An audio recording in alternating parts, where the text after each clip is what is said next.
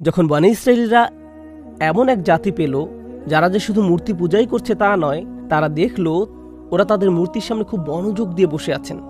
ইয়াকুফুনা আলা আসনামিন, ওরা ওদের মূর্তির সামনে সবকিছু ভুলে পূর্ণ একাগ্রতায় বসে আছে। এটা দেখে বনী ইসরাইলরা ভাবছে এরা নিশ্চয়ই কিছু একটা জানে, এর কোনো একটা উপকার তো আছেই। আমার মনে হয় আমাদেরও মনোযোগ বাড়াতে ওদের কিছু পদ্ধতি অনুসরণ করা উচিত। যদিও আমরা এক ঈশ্বরে বিশ্বাস করি। তারা মূসা আলাইহিস সালামকে বলল, ক্বালু ইয়া মূসা ইজআল লানা ইলাহান কামা লাহুম আলিহা, আপনি ওদের প্রভুর মতো আমাদের জন্য একটা প্রভু বানিয়ে দিন। তারা আসলে বলতে চাচ্ছিল, আপনি আমাদের জন্য এমন একটা প্রতিমা কেন বানিয়ে দিচ্ছেন না যেটা প্রভুর মতো দেখতে? আমরা যখন ওটির দিকে তাকাবো আমরা প্রভুকে কল্পনা করতে পারবো। সেই প্রতিমাটি আমাদেরকে গভীরভাবে মনোযোগ দিতে সাহায্য করবে। সত্যি বলতে কি, এর পিছনের আসল রহস্যটা হলো শয়তান চায় ওই মানুষগুলো যাতে তাদের শিরকে মনোযোগ দিতে পারে। তাই শয়তান ওদের ছেড়ে দেয়, আর শয়তান চায় না আপনি আল্লাহর প্রতি একাগ্র হন। এই জন্যই সে ক্রমাগত আপনার মনোযোগে বাধা দেয়। আপনার ক্রমাগত অমনোযোগী হয়ে পড়ার কারণ হচ্ছে শয়তান আপনার কাছে বিরক্ত, তাই আপনি অনবরত অসওয়াসার শিকার হন। কিন্তু যারা শিরক করছে তারা গভীর মনোযোগ দিতে পারে, এমনকি ঘন্টার পর ঘন্টা, কোনো সমস্যা ছাড়াই। শয়তান তাদের মনোযোগে বাধা দিবে না। শয়তান যা চায় তারা একেবারে ঠিক সেই কাজটিই করছে। আর আপনি বাইরে থেকে ব্যাপারটা দেখে ভাবেন, দেখো ওরা কত গভীর মনোযোগী, আর আমাদের কোনো মনোযোগ নেই। আপনি ভাবতে থাকেন যে আমাদেরও বোধহয় ওদের কিছু আচার আচরণ গ্রহণ করা উচিত। আমার মনে হয় এই আয়াতের সাথে আমাদের কিছু মিল আছে। কারণ আজকাল আমরা প্রায় ভাবি ইসলাম আজকের যুগের অবস্থার সাথে কিভাবে মানিয়ে চলতে পারে। পৃথিবী বদলে গিয়েছে। 1400 বছর আগে মরুভূমিতে ইসলাম যা ছিল এখন তা নেই। প্রযুক্তি বদলে গিয়েছে, সমাজ বদলেছে, ভাষা বদলেছে, আমাদের আশেপাশের সব কিছু বদলে গিয়েছে। তো ইসলাম কেন বদলাতে পারে না? আমরা আমাদের আশেপাশের ঘটনাগুলো দেখি আর মনে মনে ভাবি আমাদের বর্তমান সময়ের চাহিদা অনুযায়ী ইসলামের কিছু রীতিনীতি পরিবর্তন করা উচিত। আমি এটা বলছি কারণ যখন আমাদের আধ্যাত্মিকতার কথা আসে, বিশেষ করে যখন প্রার্থনার কথা আসে, যখন আমাদের সাথে আল্লাহর সম্পর্কের কথা আসে, সেটা কোনো পরিমার্জন করা সম্ভব নয়। আল্লাহর সাথে সম্পর্কের সবচেয়ে সেরা উপায় আগেই দিয়ে দেওয়া হয়েছে। তবে যখন আইন প্রয়োগের কথা আসে, যখন ইসলামিক অনুশাসনের কথা আসে, আধুনিক সময়ের প্রেক্ষিত বোঝার জন্য যে কোনটার অনুমোদন আছে কোনটা নিষিদ্ধ, সেটা বিজ্ঞ আলেমদের চর্চার বিষয়। যেহেতু পরিস্থিতির পরিবর্তন হয়ে গেছে, যেন তারা আমাদেরকে পরিষ্কারভাবে জানাতে পারেন কোনটা সুনিশ্চিতভাবে নিষিদ্ধ বা কোনটা নিষিদ্ধ নয়। কারণ আমরা এমন পরিস্থিতিতে আছি যা আগে ছিল না। এই জন্য আমাদের অবশ্যই কিছু ইজতিহাদ প্রয়োজন আছে। কিন্তু এই আয়াত আধ্যাত্মিকতা নিয়ে। আধ্যাত্মিকতার কোনো পরিমার্জন হবে না। আধ্যাত্মিকতার সর্বোচ্চ পর্যায়ে রাসূলুল্লাহ সাল্লাল্লাহু আলাইহি সাল্লামকে যা দেওয়া হয়েছে এবং তার মাধ্যমে ইতিমধ্যেই সেটা অর্জিত হয়েছে। আল্লাহর সাথে ভালো সম্পর্ক করার জন্য নামাজের চেয়ে ভালো কিছু আর আসবে না। তাই আমরা যখন এই আধুনিক বিশ্বে দেখি মানুষ কোনো কনসার্টে গিয়ে আধ্যাত্মিকতার চূড়ান্ত পর্যায়ে পৌঁছে যায়, কিংবা ঘন্টার পর ঘন্টা ঘন্টার পর ঘন্টা গান শুনে আর বলে, আমার মনে হয় আমি যখন গান শুনি তখন আমি একটা কানেকশন অনুভব করি। তখন লোকেরা বলে, কোরআন আমি ঠিক বুঝি না, এর বদলে যদি মিউজিক হতো। এটা বলে রাখা ভালো যে এই ভিডিওটি মিউজিক বিষয়ে কোনো ফতোয়া নয়। এই ভিডিওটি হলো কখন আমরা বিকল্প খুঁজতে শুরু করি সে বিষয়। বনী ইসরাইলীরাও বিকল্প খুঁজছিল, বলছিল এটা আমাদের বেশি কাজে লাগবে। এরা এমন একটা কিছু বের করেছে যেটা তাদের বেশি কাজে লাগে। এবং মূসা আলাইহিস সালামের উত্তর ছিল খুব সুন্দর, ইন্নাকুম কওমুন তাজহালুন, তোমরা এমন এক দল মানুষে পরিণত হয়েছ যারা তাদের কামনা এবং আবেগের দাস হয়ে গেছে। তোমরা আবেগ দ্বারা নিয়ন্ত্রিত হচ্ছ। আজকে তোমাদের এটা ভালো লাগছে, তাই তোমরা ইসলামকে সে অনুযায়ী চাচ্ছ। আগামীকাল তোমাদের অন্য কিছু ভালো লাগবে, তারপর তোমরা ইসলামকে সে অনুযায়ী পরিবর্তন করতে চাইবে। সুবহানাল্লাহ, তোমরা এটাই শেষ পর্যন্ত করতে চাচ্ছ। তোমরা এখানেই থেমে থাকবে না। এজন্যই আমাদেরকে আমাদের ধর্মের মূল রীতিনীতি আঁকড়ে থাকতে হবে, কারণ ওগুলো সর্বকালীন, ওগুলো সত্যি সত্যি চিরন্তন। এবং যদিও কোনো রেওয়াজ, রীতি বা অন্য কোনো সামাজিক আচরণ আপনার আকর্ষণীয় লাগতে পারে, কিন্তু যদি সেগুলো ইসলামের মূল শিক্ষার সাথে সঙ্গতিপূর্ণ না হয়, ওটা হবে অনর্থক। এটা বলার মতো যে আমাদের বোধহয় ধর্মকে আধুনিক করা দরকার, যাতে এটা আরো ভালোভাবে খাপ খায়। অনেক আগে আমার সাথে একজনের দেখা হয়েছিল যে আমাকে বলেছিল যে আমি দেখেছি যখন বসে প্রার্থনা করি তখন আমি বেশি মনোযোগ দিতে পারি, কারণ আমি আগে চার্চে যেতাম এবং আমি 2 ঘন্টা ধরে ধর্মীয় কথা শুনতাম, খুবই ভালো লাগতো। তো আমার মনে হয় আমাদের মসজিদে চেয়ার রাখা উচিত যেন সবাই বসতে পারে, এবং আমাদের একটা মঞ্চ থাকা উচিত। এরপর হয়তো বলা হবে আমাদের একটা বিশাল অর্গান এবং পিয়ানোও থাকা দরকার। কারণ জানো তো, পাশাপাশি গানটা বেশ ভালো যায়। কারণ জানো তো, একটার পর একটা আসতে থাকবে। এবং জানো, এই যে নামাজ, উঠ বস, ব্যায়াম, আমি এর ঠিক কোনো মানে খুঁজে পাই না। আমাদের তো শুধু সব শুনলেই হয়, এবং আমরা যদি ইংরেজিতে নামাজ পড়ি সেটা আরো ভালো হয়, সেটাই তো যথেষ্ট, তাই না? আমরা এভাবে বলতেই থাকবো। এভাবে করলে সুবিধা হয়, এটা করলে ভালো, এতেই সুবিধা।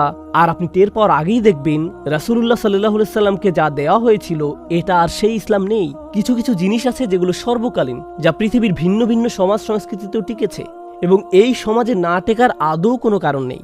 যেই মুহূর্তে আমরা ভাবতে থাকবো আমরা একদম ভিন্ন রকম আধুনিক অবস্থানে আছি, যা সবকিছু নতুন করে ভাবার দাবি রাখে, প্লিজ এটা বলবেন না। সব প্রজন্মই এভাবে ভাবে, আমাদের আগের প্রতিটি প্রজন্ম এভাবে ভেবেছে।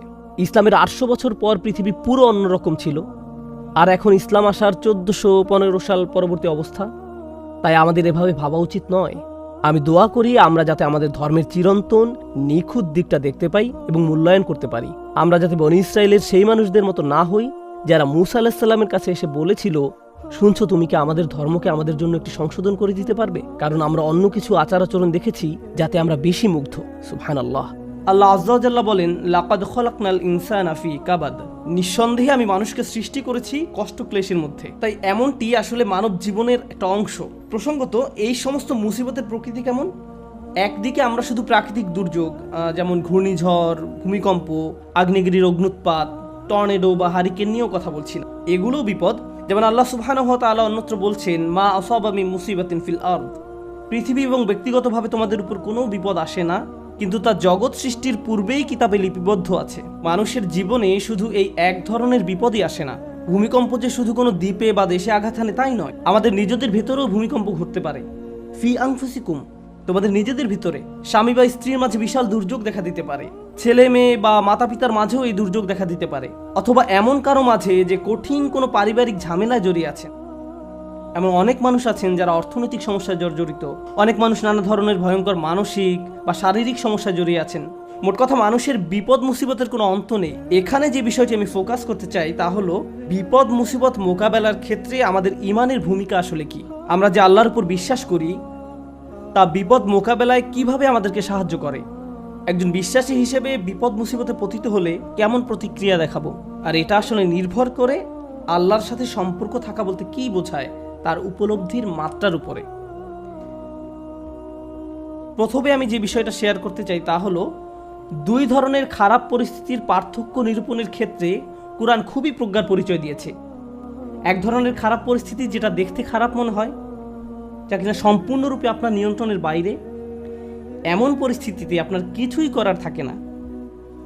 যেমন আপনি বন্যায় আক্রান্ত হয়ে পড়েছেন, আর এই বন্যা আপনি ঘটাননি, আপনি জাস্ট ওই এলাকায় বসবাস করেন, এটা এড়ানোর কোনো সুযোগ হয়নি। অথবা আপনি সেখানে বেড়াতে গেছেন আর বন্যায় আটকা পড়েছেন, আপনি জানতেন না যে এমন কিছু ঘটবে, এই সম্পর্কে কোনো রিপোর্ট ছিল না। তাই এই বিপদে আপনি নিজের কারণে পড়েননি, এটা সম্পূর্ণ আল্লাহর পরিকল্পনা। এখানে আপনার করার কিছুই নেই, আর আপনি এর থেকে কোনোভাবে বেরও হতে পারতেন না। এখন এটা এমন কারো বিপদে পড়ার থেকে সম্পূর্ণ ভিন্ন যে কিনা পত্রিকায় পড়েছে যে ঘূর্ণিঝড় আসছে, দয়া করে শহর ছেড়ে অন্যত্র আশ্রয় নিন, সুনামি হতে পারে। তখন সে বলল সমুদ্র সৈকত দেখার এটাই সেরা সময়, এবং সে সমুদ্র সৈকতের দিকে চলে গেল। তারপর তার খারাপ কিছু হলো। এখন সে এমনটা বললে হবে না যে এটা আল্লাহর কদর, আল্লাহর ইচ্ছার কারণেই আমি এই বিপদে পড়লাম। না, আপনি এমনটা বলতে পারেন না। আর আল্লাহ এই ব্যাপারে খুবই পরিষ্কার। তিনি সুবহানাহু ওয়া তাআলা বলছেন, ওয়ামা আসাবাকুম মিন মুসিবাতিন ফাবিমা কাসাবাত আইদিকুম। তোমাদের উপর যেসব বিপদ আপদ পতিত হয় তা তোমাদের কর্মেরই ফল, তুমি নিজে নিজের উপর এটা আরোপ করেছো। এখন শুধুমাত্র এভাবে চিন্তা করাটাও সমস্যাজনক, কারণ যদি আপনি সিঁড়ি থেকে নামার সময় পিছলে পড়ে যান, তখন ভাবতে শুরু করেন আমি নিশ্চয়ই কোনো পাপ করেছি, তাই আল্লাহ আমাকে সিঁড়ি থেকে পড়ে যেতে দিয়েছেন, এটা আল্লাহর নিকট থেকে কোনো একটা সংকেত। আমি নিশ্চয়ই কোনো খারাপ কাজ করেছি, তাই আমার পা ভাঙার মাধ্যমে আল্লাহ আমাকে শিক্ষা দিয়েছেন। আপনি নিজের মতো করে ঘটে যাওয়া ঘটনাগুলোকে বিশ্লেষণ করতে থাকেন। আপনি অদৃশ্য কার্যকরণ, কজ অ্যান্ড ইফেক্ট নিয়ে ভাবতে শুরু করেন, আর এই ধরনের চিন্তা চরম পর্যায়ে চলে যেতে পারে। তো এইখানে আমি যে বিষয়টিতে জোর দিতে চাই তা হলো আল্লাহর উপর বিশ্বাসীরা দুই ধরনের এক্সট্রিম পর্যায়ে চলে যেতে পারেন। একটি এক্সট্রিম পর্যায় হলো সবকিছুই আল্লাহর ইচ্ছায় ঘটছে, আমার এখানে করার কিছুই নেই, যাই ঘটুক না কেন আপনি আমাকে দোষ দিতে পারেন না, এটা আল্লাহর কদর। মা আসাবাকুম মিন মুসিবাতিন ফাবিইযনিল্লাহ। আল্লাহর নির্দেশ ব্যতিরেকে কোনো বিপদ আসে না। তিনি সূরা তাগাবুনে এই কথা বলেই দিয়েছেন, তিনি সরাসরি এই কথা বলেছেন, এটা আল্লাহর অনুমতিতেই ঘটে, আল্লাহর পরিকল্পনা এমনই ছিল, এখানে আমার করার কি আছে। এখন কোনো ছাত্র যদি কোনো পড়ালেখা না করে, স্কুলের কোনো অ্যাসাইনমেন্ট জমা না দেয়, তারপর পরীক্ষা ফেল করে এবং তার ফলে তাকে স্কুল থেকে বহিষ্কৃত হতে হয়, আর যদি সে জবাবে বলে এটা আল্লাহর কদর, আমার কি করার আছে। আর দ্বিতীয় এক্সট্রিম পর্যায়টি হলো, এমন অনেক বিশ্বাসী আছেন যারা সব কিছুর জন্য নিজেকে দোষ দেন। আল্লাহ আমাকে এত সব বিপদে ফেলেছেন কারণ আমি খুবই খারাপ একজন মানুষ। বিষয়টা নিজ থেকে না ঘটলেও অনেক সময় আশপাশের অজ্ঞ মানুষরা, এমনকি পরিবার থেকেও হতে পারে, তারা এসে আপনাকে বলে, জানো কেন এটা ঘটলো? কারণ তুমি একজন খারাপ কন্যা। কেন এটা ঘটেছে জানো? কারণ তুমি একজন খারাপ পুত্র। কেন এটা ঘটলো? কারণ তুমি তোমার শ্বশুরবাড়ির লোকজনের সাথে ভালো আচরণ করো না। না, ট্রাক আমাকে আঘাত করেছে কারণ ট্রাক ড্রাইভার ট্রাফিক সিগন্যাল মানেনি। আমি আমার স্ত্রী বা অন্য কারোর সাথে ঝগড়া করার কারণে এমনটি ঘটেনি। এভাবে অন্য মানুষরা এসে আপনাকে বলবে, অমুক অমুক কারণে আল্লাহ তোমাকে বিপদে ফেলেছেন, অমুক কারণে আল্লাহ তোমাকে বিপদে ফেলেছেন। মনে হয় যেন অদৃশ্য জগৎ থেকে তারা কোনো ইমেইল পেয়েছে যে অমুক অমুক কারণে এমনটি ঘটেছে, কজ অ্যান্ড ইফেক্ট। তো এই রকমের দুই ধরনের এক্সট্রিম চিন্তা পদ্ধতি আছে। এখন কোরআন কি করে? কোরআন সবকিছুর মতো এখানেও ভারসাম্য দান করে। প্রসঙ্গত, এই ভারসাম্যপূর্ণ উপলব্ধি যদি আপনার না থাকে, জীবনের অনেক কিছুই তাহলে মেলাতে পারবেন না। কোরআনের এই কথায়, আলা বিযিকরিল্লাহি তাতমাইন্নুল কুলুব, আল্লাহর জিকির দ্বারা অন্তরসমূহ শান্তি লাভ করে, এটা অন্য একটা অর্থ দান করে। প্রকৃতপক্ষে আল্লাহর চূড়ান্ত জিকির তথা জিক্রুল্লাহ হলো আল্লাহর কিতাব। আর আল্লাহর কিতাব, তাই আমি যুক্তি দেখাবো, আপনি যদি জীবনের সমস্যাগুলোকে কোরআনের আলোকে বুঝতে ব্যর্থ হন, তাহলে সুবহানাল্লাহ, আলহামদুলিল্লাহ জিকির করা সত্ত্বেও আপনার অন্তরে প্রশান্তি পাবেন না। আপনি যদি আন্তরিক হন, ইনশাআল্লাহ প্রশান্তি পাবেন। কিন্তু এখানে উদ্দেশ্য হলো এই ব্যাপারটা সঠিকভাবে উপলব্ধি করা যে আল্লাহ কিভাবে আমাদের সাথে আচরণ করেন। তাই আমি এই সম্পর্কে আপনাদের সাথে কিছু কথা শেয়ার করতে চাই। এখন নিজেকে দোষ দেওয়ার ক্ষেত্রে কোন জায়গায় আমরা দাগ টানবো, কিভাবে বুঝবো যে এটা আল্লাহর পক্ষ থেকে আর এটা আমার দোষ? এই দাগটা আপনি কোথায় টানবেন? বস্তুগত জগতে এটা বোঝা খুবই সহজ। বস্তুগত জগৎ বলতে আমি কি বোঝাচ্ছি, যেমন আমার গাড়িতে যদি আমি গ্যাসোলিন দেওয়ার পরিবর্তে পানি দেই, তারপর এটা না চলে, তখন পরিষ্কারভাবে আমি বলতে পারি না যে এটা আল্লাহর পরিকল্পনা। অথবা আপনি যদি সবসময় জাঙ্ক ফুড খেতে থাকেন, মিষ্টি জাতীয় খাবার সবসময় খেতে থাকেন, তারপর 45 বছর বয়সে ডায়াবেটিসে আক্রান্ত হন, তখন আপনি বলতে পারেন না, ইয়া আল্লাহ, আমি কি বিপদে পড়ে গেলাম, এটা আল্লাহর পক্ষ থেকে পরীক্ষা। না, এটা আপনার মন্দ খাদ্যাভ্যাসের পরীক্ষা।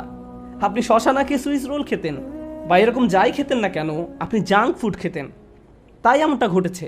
সুতরাং বস্তুগত জগতে কমন সেন্স দিয়ে সবাই কারণ এবং ফলাফল বুঝতে পারে। নৈতিক জগতে আপনি সালাত মিস করলেন কারণ দেরিতে ঘুম থেকে জেগেছেন, ফজর নামাজ পড়তে পারেননি, এখন দেরিতে পড়েছেন। একই দিনে আপনার একটা চাকরির ইন্টারভিউ ছিল, ইন্টারভিউ ভালো হয়নি, তখন আপনি ভাবতে থাকলেন এমনটি ঘটেছে কারণ আমি সালাত মিস করেছি। এখন এর উত্তর হলো, সালাত মিস করার কারণে এমনটি হতে পারে, আবার নাও হতে পারে। নিশ্চিত করে জানার কোনো উপায় নেই। আপনি বা অন্য কারো পক্ষে এর আসল কারণ জানা কখনোই সম্ভব না। কিন্তু যে জিনিসটি আপনাকে সাহায্য করবে তা হলো, আল্লাহ বলছেন, আমি আমার বান্দার নিকট তেমন যেমনটি সে আমার সম্পর্কে ধারণা করে। আপনি যদি ধারণা করেন নামাজ মিস করার কারণে আল্লাহ আপনার উপর প্রতিশোধ নিয়েছেন, তাহলে আপনার নিকট আল্লাহ তেমনই। কিন্তু আপনি যদি এভাবে চিন্তা করেন যে আমি আমার যথাসাধ্য চেষ্টা করেছি, ইন্টারভিউতে ভালো উত্তর দিয়েছি, এটা সম্ভবত আমার জন্য ভালো চাকরি নয়, যদি ভালো চাকরি হতো তাহলে আল্লাহ আমার জন্য এর ব্যবস্থা করে দিতেন। এখন আপনার যদি এই দৃষ্টিভঙ্গি থাকে, তাহলে আপনার সকল ভুল ত্রুটি সত্ত্বেও আল্লাহ আপনার নিকট তেমনই। আমাদের দায়িত্ব হলো, যখন আমরা ভুল করি তখন ইস্তেগফার করা। আল্লাহর প্রতিশোধের জন্য অপেক্ষা করা আমাদের কাজ নয়। ব্যাপারটা বুঝতে চেষ্টা করুন। আমাদের কাজ এটা নয় যে ওহ, আমি তো পাপ করে ফেলেছি, এখন আল্লাহ কোনো না কোনোভাবে আমাকে শাস্তি দিবেন। এজন্যই আল্লাহ বলছেন, অমা আসাবাকুম মিন মুসিবাতিন ফাবিমা কাসাবাত আইদিকুম, তোমাদের উপর যেসব বিপদ আপদ পতিত হয় তা তোমাদের কর্মেরই ফল। তোমরাই তোমাদের দুই হাতে এটা অর্জন করেছো, তুমি নিজেই নিজের জন্য এটা ক্রয় করেছো। এমনকি আধ্যাত্মিক জগতেও আমাদের কর্মের কারণে আমাদের উপর বিভিন্ন বিপদ আপদ পতিত হতে পারে। যেমন আপনি যদি ক্রমাগত মাতা পিতার সাথে খারাপ আচরণ করতে থাকেন এবং আপনার উপর কোনো মুসিবত আরোপিত হয়, এতে সম্ভবত কোনো কানেকশন রয়েছে। এই সমস্ত ক্ষেত্রে আল্লাহ কি করেন?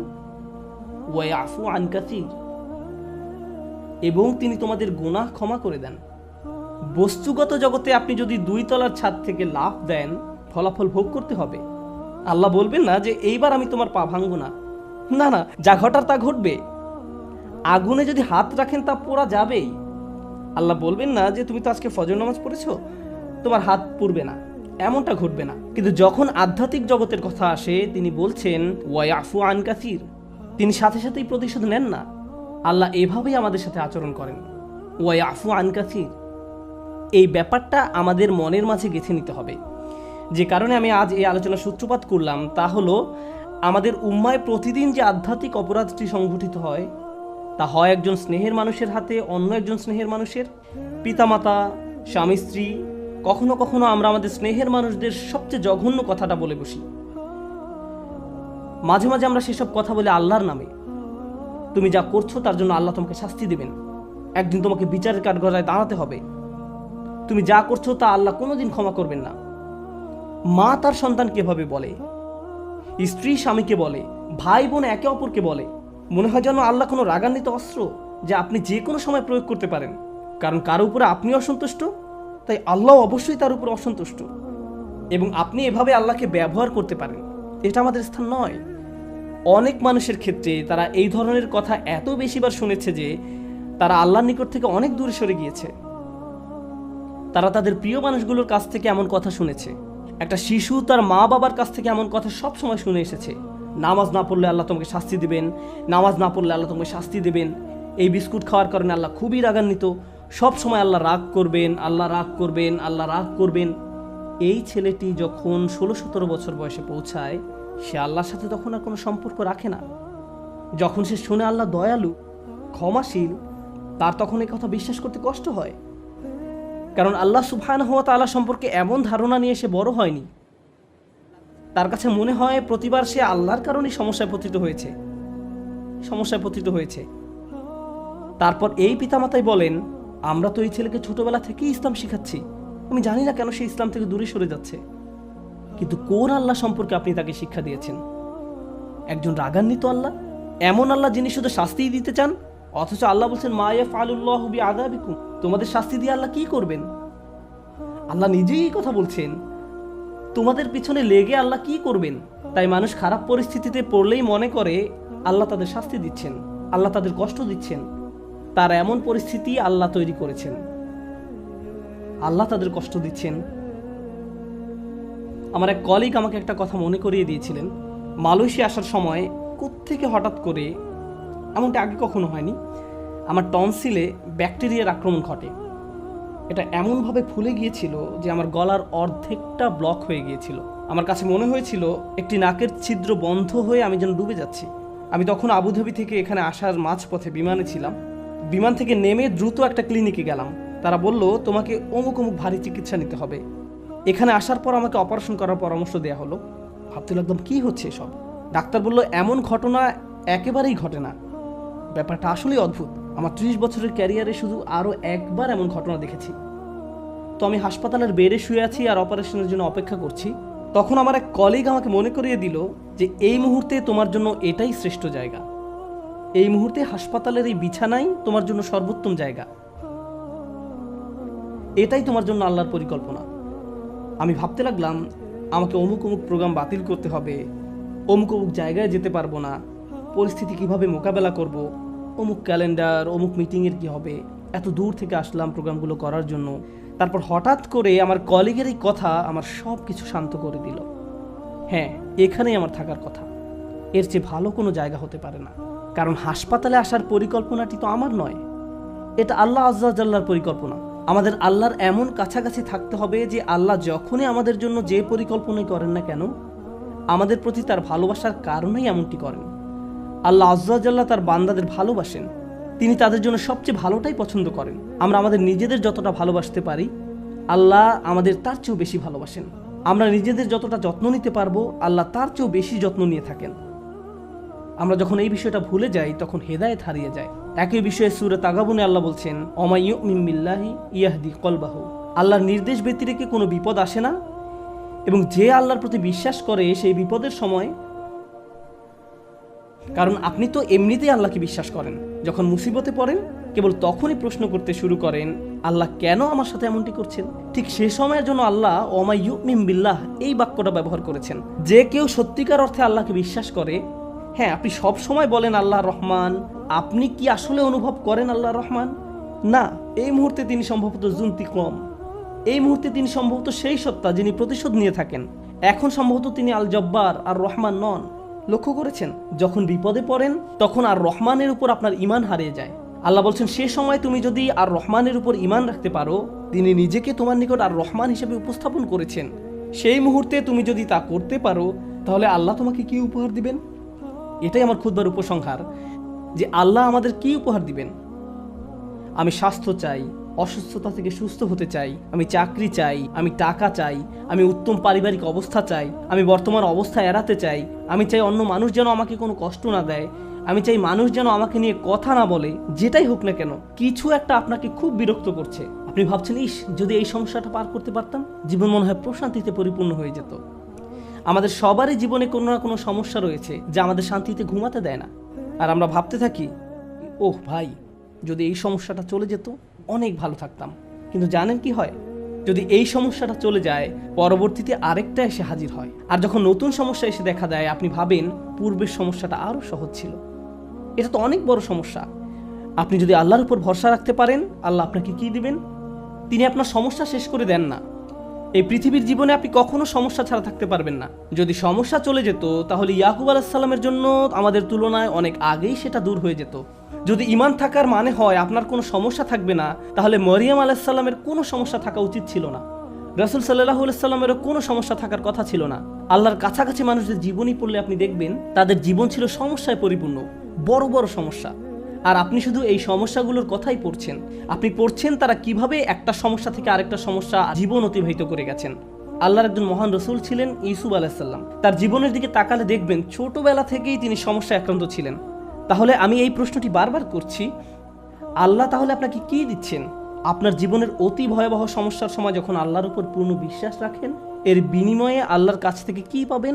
যখন মানুষ আপনাকে বলতে থাকে আল্লাহ তোমাকে অপছন্দ করেন, তাই তোমার জীবনে এসব ঘটছে, বিপরীতে আপনিও ভাবতে শুরু করে দেন আল্লাহ মনে হয় আমাকে শাস্তি দিচ্ছেন, তাই আমার জীবনে এসব বিপদ আপদ ঘটছে। সেই মুহূর্তে যদি আপনি আল্লাহ সম্পর্কে সুধারণা পোষণ করতে পারেন, আল্লাহর প্রতি ভালোবাসা, নির্ভরতা এবং বন্ধন বজায় রাখতে পারেন, যে না, আল্লাহ আপনাকে কখনো ছেড়ে যাবেন না, এর বিনিময়ে তিনি আপনাকে কি দেবেন? তিনি সে লোকের হৃদয়কে পথ দেখান। আমি আপনাদের গ্যারান্টি দিচ্ছি, যদি আপনার সমস্যা চলে যায়, যদি সে সমস্যাটা অর্থ সংক্রান্ত হয়ে থাকে, এরপর অর্থ আসতে থাকে, যদি এটা পারিবারিক সমস্যা হয়ে থাকে এবং সমস্যাটা দূর হয়ে যায়, এই দুনিয়ার কোনো অর্জনই সেই একটা গিফটের তুলনায় কোনো মূল্য বহন করে না। আর সেই একটি গিফট হলো ইয়াহদি কলবাহু। তিনি সে লোকের হৃদয়কে পথ দেখান। আপনার অন্তরে প্রশান্তি থাকবে। জীবনে যাই ঘটুক না কেন, আপনার মুখে তখনও হাসি থাকবে। তখন মানুষ আপনার দিকে তাকিয়ে বলবে, আরে তুমি হাসছো কেন? তুমি কিভাবে ঠিক আছো? দেখো না তোমার কি অবস্থা হয়েছে। আপনি তখন বলবেন, হ্যাঁ, সব ঠিক আছে। যদি আপনি এই আচরণ রপ্ত করতে পারেন, এমন অনেক মানুষ রয়েছে যাদের টাকার কোনো অভাব নেই, তারপরেও তারা ঘুমাতে পারে না। আপনার কল্পনায় যেসব কিছু মানুষের জন্য সুখ নিয়ে আসার কথা, তার সবই তাদের আছে, কিন্তু তবু তাদের মানসিক শান্তি নেই। তাদের নেই সেটা। তারা নিজেদের উপর খুশি নয়, বিভিন্ন রকম ড্রাগ এবং মদ পান করে, বাস্তব দুনিয়া থেকে নিজেদের সরিয়ে রাখে। তারা বাস্তবতার মুখোমুখি হতে পারে না। অন্য মানুষরা তাদের ভিডিও দেখে বলে, ওয়াও, তাদের বাচ্চাদের দোলনাটা কি সুন্দর, তাদের গাড়িটাও কি চমৎকার, আমরাও এগুলো চাই। ইয়া লাইতালানা মিসলা মা উতিয়া করুন, ইস, কারুনের যা আছে আমার যদি তা থাকতো। বসের মতো জীবন। পক্ষান্তরে আপনি যদি আল্লাহর দিকে ফিরেন, তাহলে তিনি আপনাকে এমন কিছু দান করবেন যা কোনো টাকার অঙ্কে কেনা সম্ভব নয়। খ্যাতি বা জনপ্রিয়তা যা আপনাকে দিতে পারবে না। আর তা হলো ইয়াহদি কলবাহু। তিনি আপনার হৃদয়কে পথ দেখাবেন। এটাই ঈমানের সর্বশ্রেষ্ঠ পুরস্কার। এটাই হলো বিপদে পড়ার সর্বশ্রেষ্ঠ পুরস্কার। এখন আলোচনার উপসংহারে এসে বলতে চাই, মানুষ অনেক সময় বিভিন্ন সমস্যা আটকে পড়ে। আপনি আটকে পড়েছেন, আমি আটকে পড়েছি। কখনো কখনো আমরা এখান থেকে মুক্তির কোনো উপায় দেখি না। ওই পরিস্থিতিগুলো হলো আমাদের আল্লাহর পক্ষ থেকে সর্বশ্রেষ্ঠ উপহার দেওয়ার একটা উপায়। ওই পরিস্থিতিগুলোতেই তিনি আমাদের অন্তরগুলোকে পথ প্রদর্শন করেন। আমরা যদি কেবল সেই পরিস্থিতিগুলো ব্যবহার করে আল্লাহকে পেতে পারি, আল্লাহর সাথে কথা বলতে পারি, এর জন্য আপনাকে আরবি জানতে হবে না, এর জন্য আপনাকে অনেক বেশি কোরআনও জানতে হবে না। জাস্ট আল্লাহর দিকে প্রত্যাবর্তন করুন আর বলুন, ইয়া আল্লাহ, আপনি তো সর্বশ্রেষ্ঠ পরিকল্পনাকারী। ইয়া আল্লাহ, আপনার মতো কেউ আমাকে ভালোবাসে না, কেউ আমার প্রতি আপনার মতো যত্নবান নয়। এটা কখনোই সম্ভব নয় যে আপনি আন্তরিকতার সাথে আল্লাহর নিকট হেদায়েত কামনা করবেন আর তিনি আপনাকে ফিরিয়ে দেবেন। আপনি যদি আল্লাহর কাছে একটা গাড়ি চান, তিনি হয়তো আপনাকে তা নাও দিতে পারেন। একটা বাড়ি চান, তিনি হয়তো আপনাকে তা নাও দিতে পারেন। আপনি যদি তার নিকট আপনার রোগ ভালো করে দেওয়ার জন্য দোয়া করেন, হয়তো তিনি ভালো করবেন অথবা ভালো করবেন না।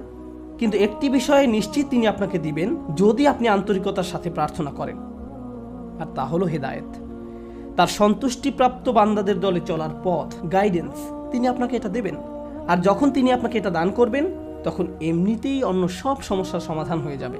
আল্লাহ তাআলা আমাদেরকে সেসব মানুষদের অন্তর্ভুক্ত করুন যারা সত্যিকার অর্থে তার নিকট হেদায়েত চায়, আর আমাদের জীবনের সকল সমস্যাগুলোকে তার কাছাকাছি হওয়ার মাধ্যমে পরিণত করুন, যেন তার নিকট থেকে আমরা হেদায়েত পেতে পারি।